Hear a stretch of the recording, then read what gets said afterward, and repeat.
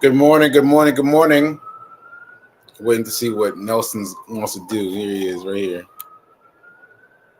See him right here. It's just chilling. I'm just trying to figure out what he's trying to do. Anyway, there he goes. There he goes. There he goes. All right. All right. Now I think he's set up himself. All right. So, welcome to Get Rich 101. I am your host. I am Sekou Writes. I am the survivor of a stroke. Well, two strokes actually, but the second stroke is the one that really shook things up. Has a hemorrhagic stroke. I think I said that right. But even though it sounds very personable, it's a stroke that's serious. That's serious. So if 100 people contracted the stroke that I had right now, of those 100 people, 83 people would pass away within 4 weeks. Within 4 weeks. And I am one of the 17 people that lived, and now I am about to celebrate my third birthday since that day. Ashe, ashe, ashe. So thank you to the universe, to God, to everybody that helped me. And that note taken, thanks to New Thought Media Network and to Fee King and to Reverend Melissa and to everyone else who's been involved in the creation of this podcast. Well, I call it a podcast today because this is a podcast. So, welcome to Get Rich 101. So today I'm going to speak about the same thing I've been speaking about, my trip to LA. And I've been trying to think about how I was going to approach it differently today. And I think I want to talk to you about time. About time.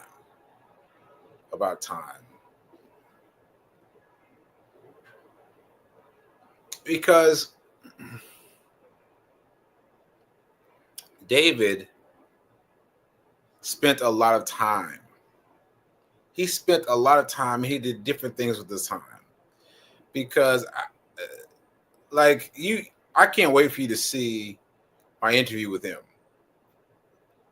But what's interesting to me is that he and I were on the same trajectory.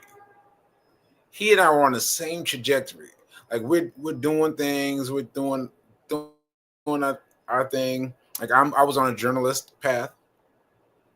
He was on an architecture path. It was two very different paths, but still moving up. And then he was hit by a brain tumor, and then everything shifted for him because the money shifted, because it's expensive to go through the system of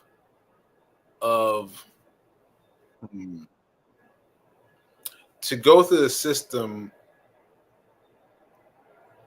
with benefits and to go through the system without benefits. Either way is hard, but I tell you, the amount of bills, like you don't understand, people. You don't understand the level of bills that came into my house. Like it was crazy, and the same thing for him. The amount of bills that came in was just staggering. And it was so staggering that he thought, I need to make some money. I did make some different kind of money, which is the same thing that I thought. Now here he is on track to become a architect, and he's not making enough money. An architect is not making enough money. Deal with that. Deal with that. And so for me, it's very similar. As a journalist, I was way lower than an architect. As a journalist, I was not making it at all.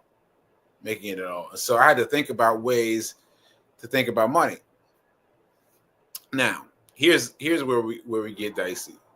We got to talk about time. We got to talk about David's sense of time, because he really did it. That's the best way I can say it. He did it. He did it. Thank you, Fee. He did it because he segmented his time differently. So I'll give an example. He changed his phone number. He changed his phone number, his cell phone number. He changed it without noticing anyone, just changed his cell phone number so that few people could get to him.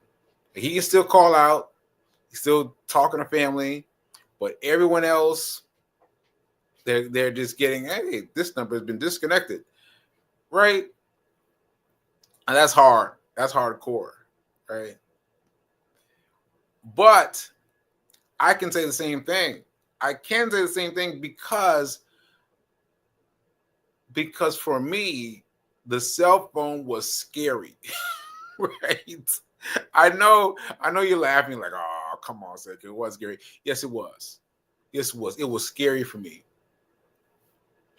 When I awakened from my stroke, and when I got my phone back because my friend had taken my phone from me. It was like taking my phone from my grasp, taking it over someone else's house. I was like, what is going on? But that's because when he brought my cell phone back, I saw long letters. I tried to respond to people that were sending me messages, and I would send long messages like, ooh, it's like random letters, right? And that was me in the bed, somewhere trying to text people, right? When I got the phone back, I was scared of it. I wanted it. I knew I wanted it, but once I got it, I was like, oh, I don't know. It scared me. When it rang, when it made noises, when it did anything, I got scared. I can't understand why I got scared, but I did. And so I left it on charge and I just stared at it. I didn't touch it. I didn't want to touch it. It felt too big to me. Too big to me. So here's my point. My point is my fear of my phone kept me away from it. And so people were calling, trying to get in touch with me to wish me well, to find out how I was doing. But I could not deal with that. I could not deal with it. I would see a name pop up. And also I had strict amnesia. So I see the name pop up and I'd be like, who is that? Who is that? And I have to go when I could figure it out, because it took me a while to figure it out. I could go on Facebook and then I could look for the name. And then see if I could get something from the hints, to check. And that it took me a long time to get up to that level. So anyway, I'm making a long story long, but my point is that I was scared of my phone. And that period of time that I was scared of my phone is somewhat equal to David cutting off his phone, getting a new number, because I was not returning any phone calls. And then once I got past being fearful, I had a lot to deal with. I mean, I still have a lot to deal with. People don't understand, but it is a lot to deal with. So I have to deal with doctors. I just want to leave it there. But yesterday, today, like there's continuous visits that I have to go to talk to these people. And so I've never been to a doctor, to so many doctors so much in my life. So many doctors, so many doctors, so many doctors. I just, it wears on me. It wears on me. It wears on me. It does. But regardless, I just want to talk about his his nature with time, right? So he changed his cell phone number, and then he started doing things like that. I really didn't. I just blew me away. He started changing the amount of time that he would spend making money, right? So he was doing Uber Eats. I was doing DoorDash. He's doing Uber Eats, and the difference is, well, there's not really any difference. There's no real difference, right? But he was using his money from Uber Eats for his money for trading. Like, it's really interesting. Like, he was taking the money from one and paying his essentials, just his essentials, and then paying what's left over on trading. And it was interesting to me that he was like trading time for trading. Like, I'm not sure I'm making it clear to you. I'm not sure I'm making it clear to you. Let me try another example. So there's this guy, friend of his, wealthy guy, who was wealthy already, and then won his wealth not via trading, doing something else. Well, he had everything, right? And he used to like to hang out with David. He like, David, come over. I'll give you some money, whatever. And this reminds me of somebody in my life too. And I come over, I give you some money, and and he was doing that, but he was like, I need more time away from him to study my trading so that I can get better. Like, I would be like, yeah, man, let's get some more money. Let's get some more money. Pay me some more money. And not really thinking about it in terms of time. So he really banked on time. And that's how he was able to make his transition from $30,000 to $1.6 million per year. He was able to make that transition pretty quickly. I can't remember the amount of time, but I'll find out. But you don't need the time. It's just that amount of money is staggering. To go from $30,000 to $1.6 million, it's like, what? And I told you, I made $200,000. At $200,000, I mean, it's the floodgates are open. Everything is free. Well, not free. You're paying for it, but everything feels free. Everything feels free, right? And so to make that much more than 200,000, I mean, it's incredible. It's incredible. So anyway, so my point is time. So I thought that I was doing a fair bit of time on trading. But now that I've met David and I've listened to the stories, I'm like, I don't know. So what I was doing was, I have headsets, right? And I put my headsets on wherever I go. I carry my headsets and I listen to Tim Sykes. Tim Sykes is the main man who created the umbrella, that all these people have come to follow him, come to follow beneath him. And so David was one of those people, and I am one of those people. And so I listen to Tim Sykes all the time. But I need more sit down time.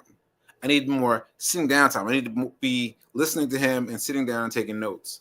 And that's been difficult for me because of taking notes, because my right hand, which I'm right-handed, has been difficult for me. So I've been typing with my left hand.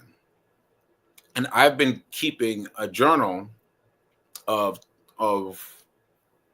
well, I've been keeping a journal of my trading journal. Yeah, my trade journal on Twitter.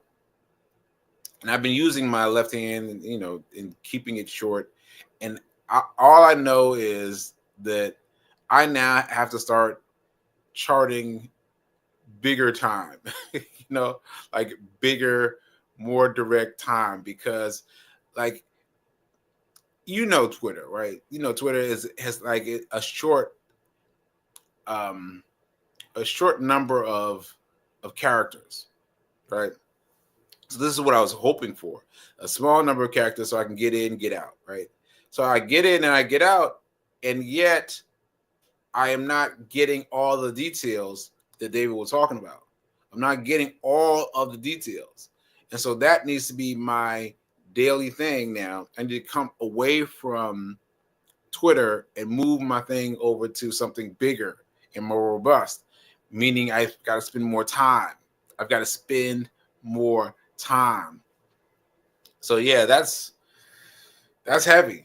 That's heavy, because I thought I was doing a lot, but I wasn't. I'm doing a little something. I'm always listening to Tim Sykes. I'm always listening, but I need to be at a desk somewhere, seated and studying and studying and studying. All right. Okay. All right. I think that's it. I think that's it. Let me check my notes here, see if there's any comments. Let's see. Oh no, Fee's talking about let's talk about it Tuesday. Talk about it being today. Today is a Tuesday. Yeah, so yeah, people just Fee's commenting and telling people to come and check me out. So yeah, so that's what I have to say. So let me show you this. I wanted to show you this. And this is interesting because yeah, first of all, there you go. Warren Buffett explains that 99.99, can we just pause for that number? 99.99%? Okay. Warren Buffett explains that 99.99% of his wealth was made after he turned 56, which should serve as a testament to patience, dedication, and consistency. Once again, we're talking about time. We're talking about time. But I just want to show you one thing. Let's see.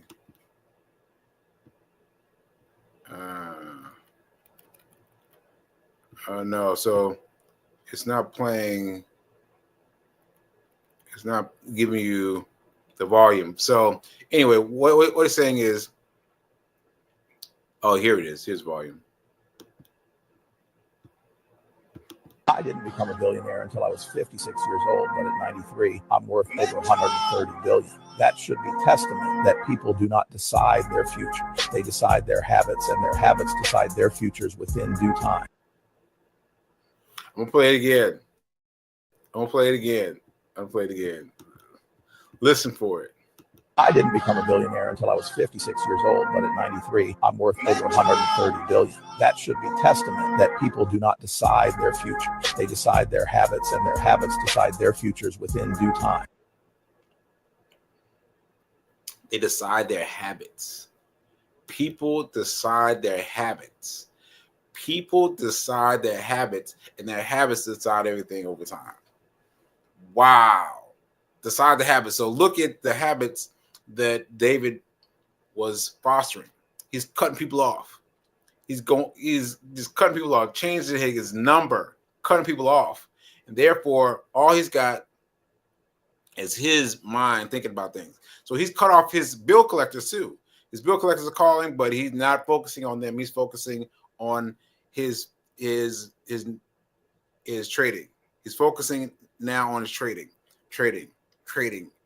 And that's all he's focusing on. And Warren Buffett calls it the habits. The habits that we have to build. We have to build habits, and those habits will serve us over time but we gotta set them in stone now. We gotta set them in stone now. All right.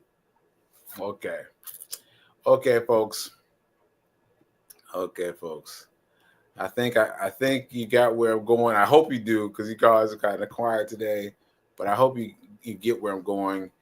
And yeah, and that's what I wanted to say, that we have to be mindful about our habits. That's what I learned from David. And we've got to find more spaces to use more time, against which we've got other time built up. Because he was pulling away from Uber Eats to spend more time trading, pulling time away from his friend with money to spend time trading. So that's really something. So I'm saying, for me, I've had that same experience because of how I've lived for the past 2.5 years, because I was too scared to reach out via phone. I was too scared to talk to people. I'm doing this podcast, but I am still a little nervous about speaking to people. It's easier for me to speak to a bunch of people at a short time than it is for me to talk to people one-on-one. And so ashe. So yes, that's what I have to say. And oh yeah, here's Fee King talking about 99.99. He missed a 9. It's crazy. His wealth was made during midlife. Yeah. Powerful. Let's see. Yeah, Fee. I could use the business center. Get me out of the house. Does a 2-3 hours a day. Yeah, I might do that. But really, it's not so much about where, it's about the time. Like, I'm sitting here listening to Tim Sykes as we go. Like, so yesterday we went to a doctor. We went to a doctor's office to take some blood and something else. But I listened to Tim Sykes on the way. Now I'm looking around, I'm moving around as usual, but I just need to be at home listening and taking notes. Like, I need to up my level of understanding. And I'm just trying to simulate the amount of time that David spent on this. Because if he can go from $30,000 to $1.6 million, I need to know. All right. Okay, folks. So tomorrow is Rev Melissa, and then the day after that is Fiance Files with Fee King. So yeah, get ready, folks. Get ready. We about to do some things. And so here we go. We're gonna do my. Did you tell them about your book and your merchandise? Now it's really perfect. And what you saying, Fee? Did you tell the people about your book, Hack Your Pain Now, and your merchandise? My book and my merchandise. Oh, well, she got me. Okay, here we go. My book. Here we go. Here's my book. Is Hack Your Pain Now. Hack Your Pain Now. It's a great book. I can say that because it was written by a version of me that doesn't even exist anymore. And I'm just in awe of him. Like, he did a good job. Hack Your Pain Now. Hack Your Pain Now. Buy the book. And also buy the sweatshirts. These are available on my website, sekouwritesdotcom. And I'm giving a percentage to my dad's nonprofit, the Roxbury Action Program. We're doing great things. Ashe. And I think that's it. All right, folks. Thanks for being here. Thanks for hanging in there with me. And remember that now is better than perfect. Now is better than perfect. Now is better than perfect. And I will see you tomorrow. All right? See you tomorrow.